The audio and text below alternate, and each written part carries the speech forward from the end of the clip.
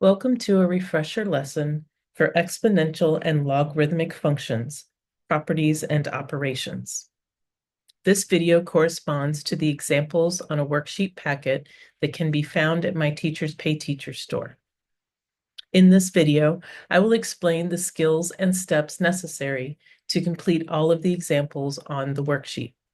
Please feel free to skip around to engage in the concepts with which you would like some help. So the first thing we need to understand when we're working with exponential and logarithmic functions is the fact that they are inverse functions of each other, which means that we can sort of take one of them and transform it into the other one and vice versa. And that actually, in some ways, gives us what the definition of what a logarithm is. You can see here that if we are talking about the exponential form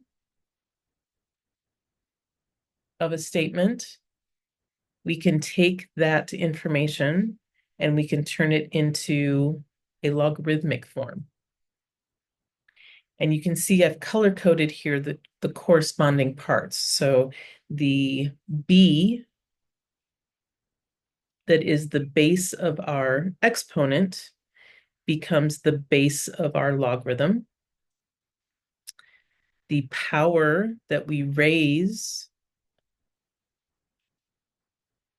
our base to in the exponent becomes the answer, the result in our logarithm, which is consistent with being in inverse. And the result from our exponent is what we are acting on with our logarithm in the logarithmic form.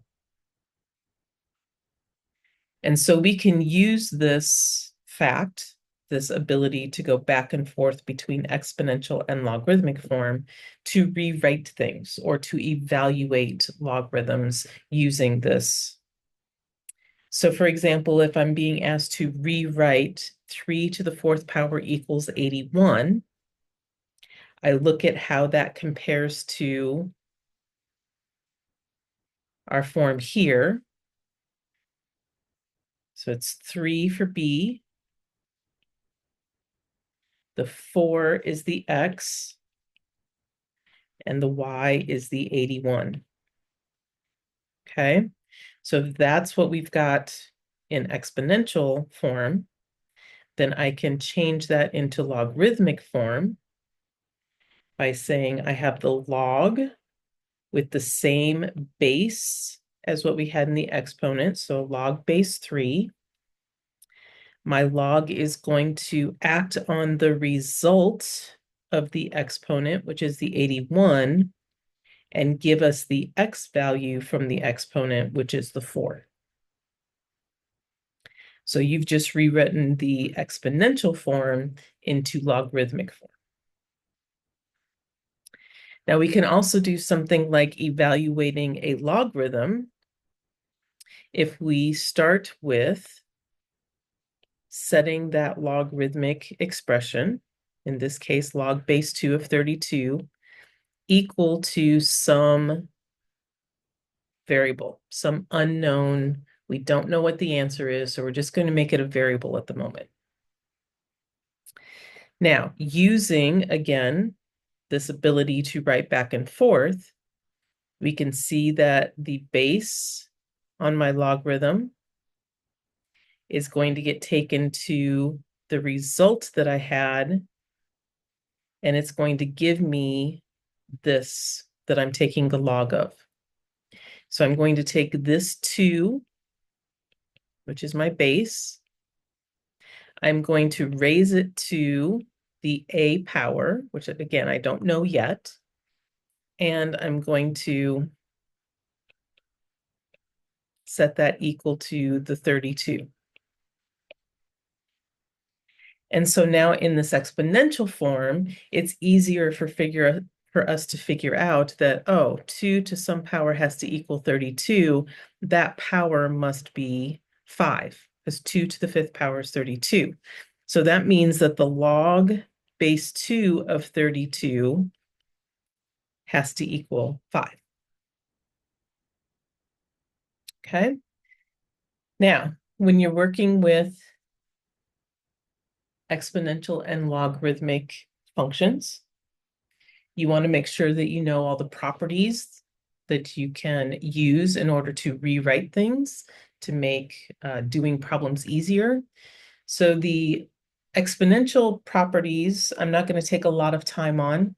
We spent more time on this in the rational exponents and radical functions properties and operations lesson. So if you need more explanation on using these exponent properties, I invite you to go find that video for more explanation. But we are just going to touch upon it again really quickly here because it is part of what we're going to be doing. We need to be able to work with exponents and know the properties of exponents. So if you need to, go ahead and pause the video for a moment and just take another look at what these properties are. But when it comes to using these properties, generally we're going to use them to simplify things. And so I recommend when we're simplifying with exponents that if you have a rather complicated kind of problem like this, because we have something inside of parentheses and that's being taken to a power, order of operations tells us to do what's inside of parentheses before we do powers. So I would go ahead and simplify what's inside of here first, and then take it to the second power. So if we simplify this, we've got a 20 over a 15 for the numerical part of this. We've got x to the fourth over x to the sixth, and we've got y to the -2 over y cubed. So we're kind of looking at the parts of the numerator and the parts of the denominator that match up. So it's either number over number, or it's matching up based on what the base of the exponent is. Okay, and then remember all of that is going to get squared eventually. So when I take a look at the numbers, I can see that 20 and 15 would both have a common factor of 5. So that's going to become 4 over 3. If I have x to the fourth over x to the sixth, I'm going to subtract my exponents, which is going to be x to the -2, which is the same as 1 over x squared. And then I have y to the -2 over y cubed. Again, -2 minus 3 is going to be y to the -5, or 1 over y to the 5th. Okay, so if I put all of that together now, my numerator is going to be a 4. My denominator will be 3x squared y to the 5th. And now all of that is going to get squared, which means each of the factors in the numerator and the denominator will get squared. And so that's going to give us 4 squared in my numerator. My 3 will get squared. My x squared will get squared. And my y to the 5th will get squared, so that I end up with 16 over 9 x to the 4th, y to the 10th. And that is our final answer.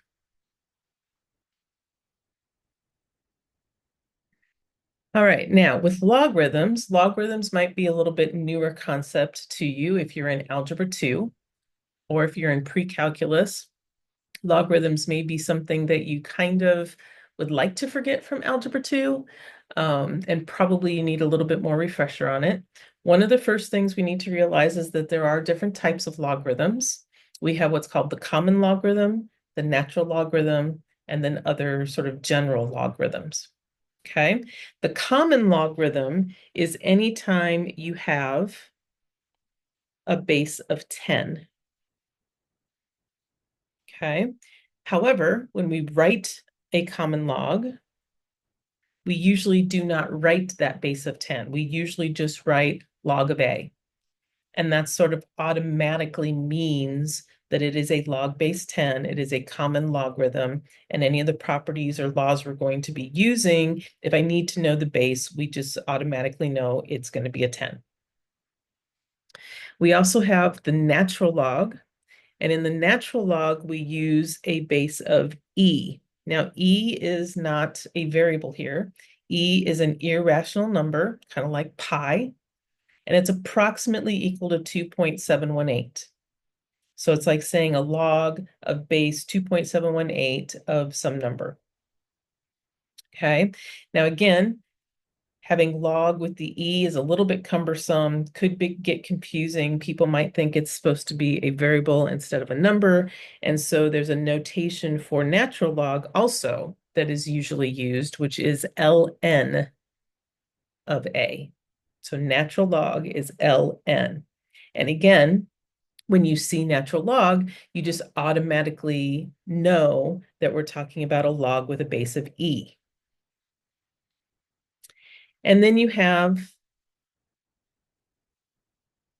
other logarithms in general, where you have to make sure that you actually do write in the b to indicate what base of the log you're working with. And we read that as log base b of a. Okay, that is the notation we will use. That is how you read that notation. And everything is right there for you to see what you're working with. Now, there are properties for logarithms, and there's really two kinds. So in my experience, I find it easier to refer to one set as properties and one set as laws. And so the properties of logarithms are what I call those kinds of things that are sort of the shortcuts. For example, if you see that you're going to take the log of 1 or the natural log of 1 or any kind of log of 1, it's always equal to 0. And so that's kind of a shortcut where, oh, I took log of 1, that's equivalent to 0. I can simplify that. Okay. If you are taking the log of something where the base of your log and what you're taking the log of match, then you're always going to get 1. So the common log of 10 technically means log base 10 of 10. The 10 and 10 match, so you get 1. In our natural log, we're technically saying it's a log base e of e, so you get 1. And then in general, a log base b of b, whatever those b values are, you're going to get 1. And all of these properties really are based on if you were using the definition of logarithm and rewriting it into exponential form, this is how things would turn out. In exponential form, this is b to the 0 equals 1. Well, yes, we know anything to the 0 power is equal to 1. Okay. Now, similarly, if we have logs of the same base as the base of an exponent that we're taking the log of, these in essence cancel each other out. So there's that inverse characteristic between exponential and logarithmic expressions. Okay, so if you're taking a log base 10 of 10 to some power, the log and the base basically cancel each other out. You're just left with the power. Okay, so same thing here. If I take an ln of e to the k power, the ln and the e cancel each other out. You're just left with k. Or log of any other base, when you have that base to some power, the log and the base cancel out. You're left with the k. Now, kind of the opposite of that, and it's not probably used as often, but it's still worth noting, is the fact that if I have the base and I raise it to a power that has a log of the same base in it, again, those two things cancel each other out. We do have a restriction here, though, which goes back to our very first property, which is the fact that you can only take a log of something that is positive. You cannot take a log of 0. You cannot take a log of a negative number. So as long as that v value is something bigger than 0, then the base and the log cancel out and you're left with v.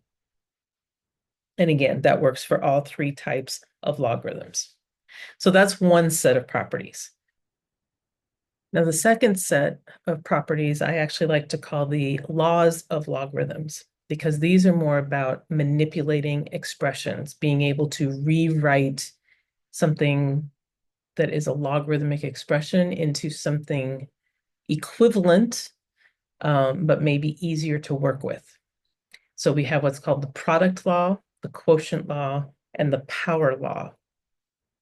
And again, these are things you should have seen before, but if you need just a minute to kind of refresh your memory, I invite you to pause the video for a moment, take a good look at these. I've got the common law, natural log, and general log examples in all cases. So just take a good look at this, and then we'll come back and do some problems with it.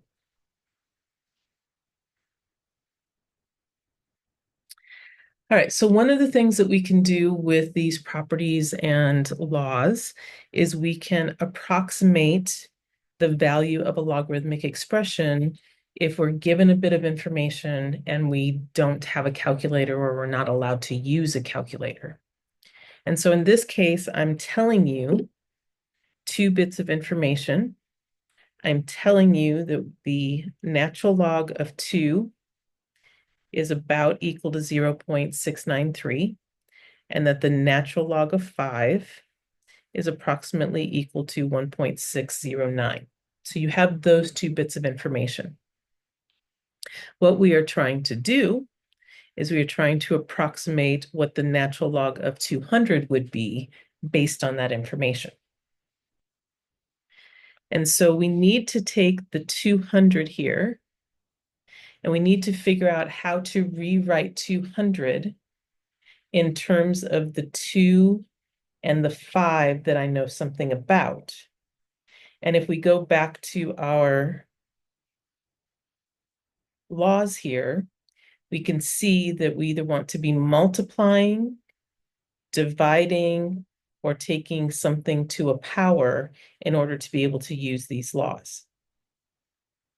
So I can take 200, for example, and I can break it down into an 8 times 25, which is the same as 2 cubed and 5 squared.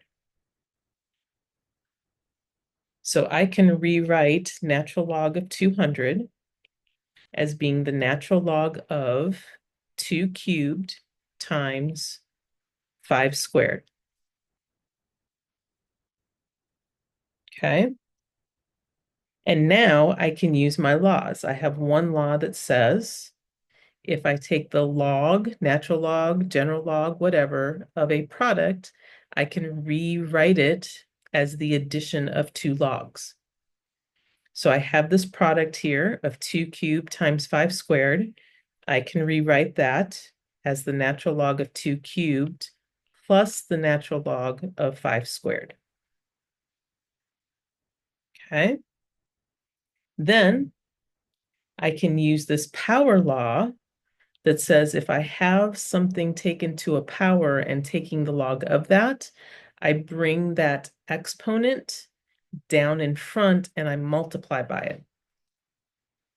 So I'm going to rewrite this now as 3 times the natural log of 2 and 2 times the natural log of 5. So both of those exponents are being brought down in front so that I can multiply. Okay, and so now I can take my natural log of 2 and my natural log of 5, and I can substitute them for their values. So I've got 3 times 0.693, and I've got 2 times 1.609. And so now, just off to the side, you can do some multiplication. 3 times 0.693 is a 2.079. 2 times 1.609 is 3.218. And when we add those two together, we get 5.297. So the natural log of 200 is going to be approximately equal to 5.297. And we can figure that out using the laws without necessarily needing a calculator. Now, another common thing that you can be asked to do with logarithmic expressions is to expand or condense them. And again, this just goes back to using the properties and the laws, to be able to rewrite these in different forms. So you can see here, we're starting with basically a single log of something, and we're being asked to expand that. So first we take a look and realize, well, I'm multiplying the 4, the x cubed, and the y together. So I'm going to be able to use my product property to split those apart into addition terms. Whoops, that should be a 3, sorry. It's cubed, there we go. Okay, so I'll take the log base 4 of the 4, log base 4 of the x cubed, and log base 4 of the y, and I'll add those logs together. Then I notice a couple of other things. First of all, this has a power in it, an exponent, x cubed. So I can rewrite that as 3 times the log base 4 of x.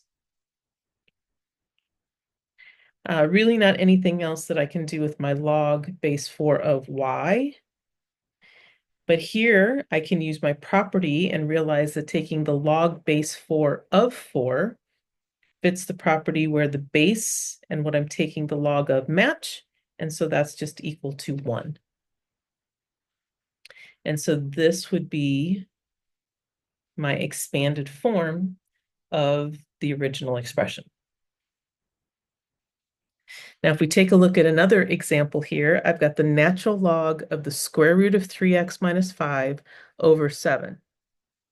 Now, you might think for a second, well, wait a second. There wasn't any law that had anything to do with square roots. Technically, you're right.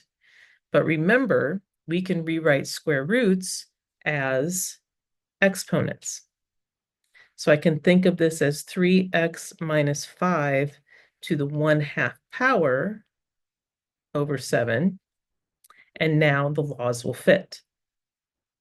So first I'm going to deal with the fact that I have a quotient and rewrite this as natural log of 3x minus 5 to the 1/2 minus the natural log of 7. That's the quotient law.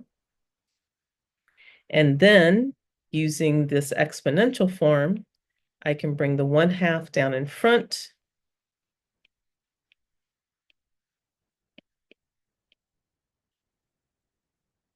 And there is my expanded form.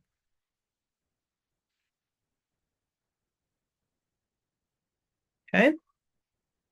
Now, we can also get asked to go the other way and take something that has been expanded and condense it, try to get it into just a single logarithmic expression.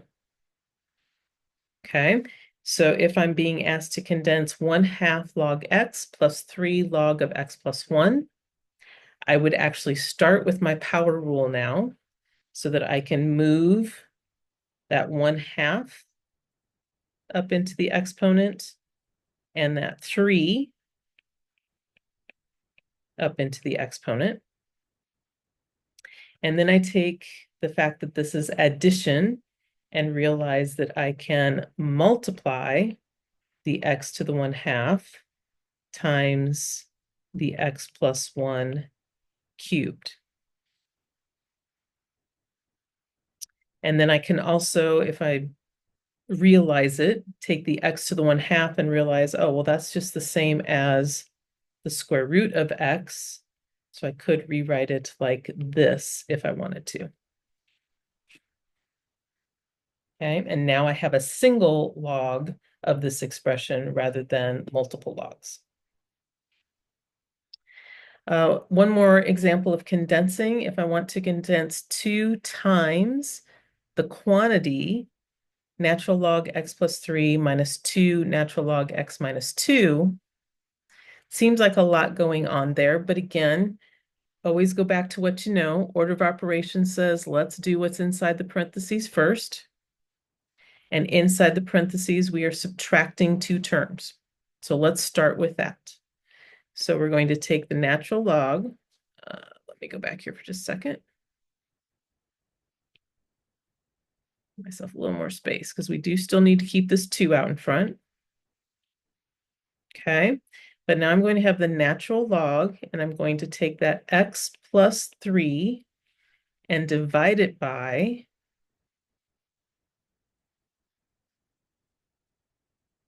nope, can't quite do that yet. Sorry. Let's go back here one more time. Before I do this, inside. So yes, I'm going to have the 2. Try this one more time. But I really want to get rid of this 2 before I do the subtracting. So I need to move it up.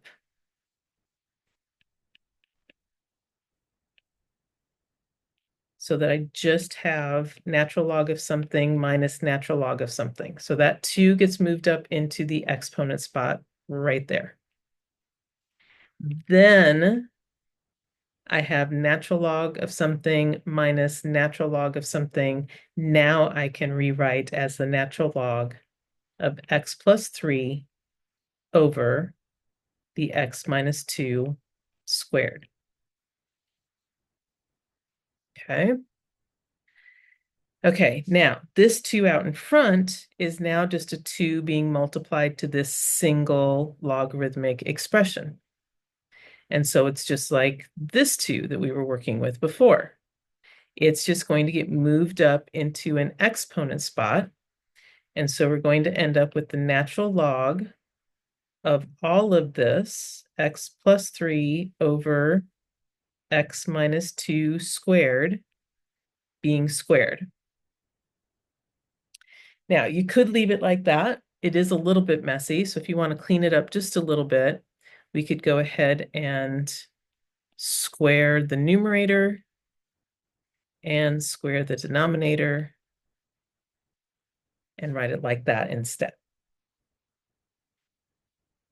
Last but not least, we have the change of base formula. Now, this is not something that you necessarily would need to use if you have a higher end graphing calculator, because there's probably a way of putting a log of any kind of base into the calculator to evaluate it. But if you have a simpler calculator, maybe a simple scientific calculator, then a lot of times you only have 2 logarithmic kinds of buttons. You have the ln button and you have the common log button.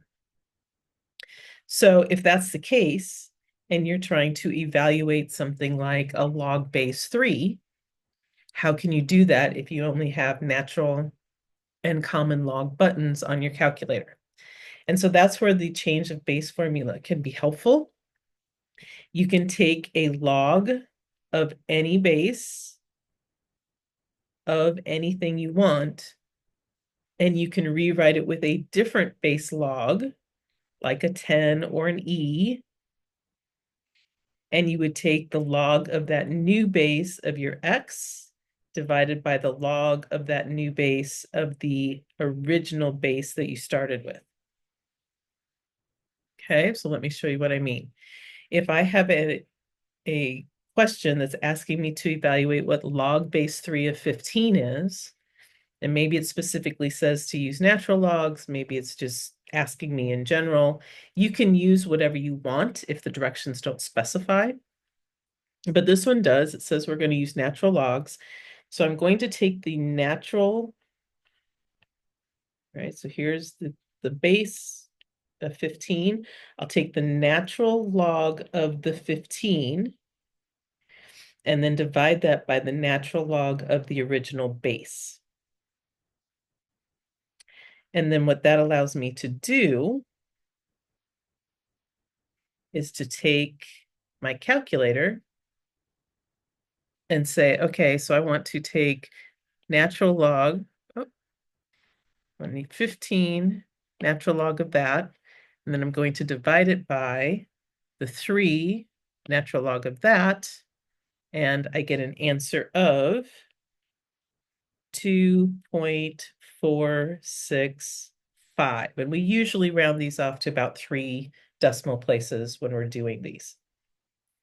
Now, just to show you it doesn't really matter which base you use, if I choose to go with the common log of 15 over the common log of 3, okay, so 15 common log divided by 3 common log, notice I get the exact same answer. So it doesn't matter which one you use. It matters that you're using the same thing in the numerator and the denominator. Okay.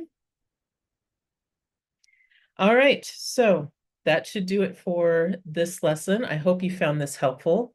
If you would like to see other concepts that you need to refresh or review, please check out my Gordon Global Math page on YouTube. Videos covering Algebra 2 and pre-calculus concepts will be added throughout the spring of 2025. Thanks for watching.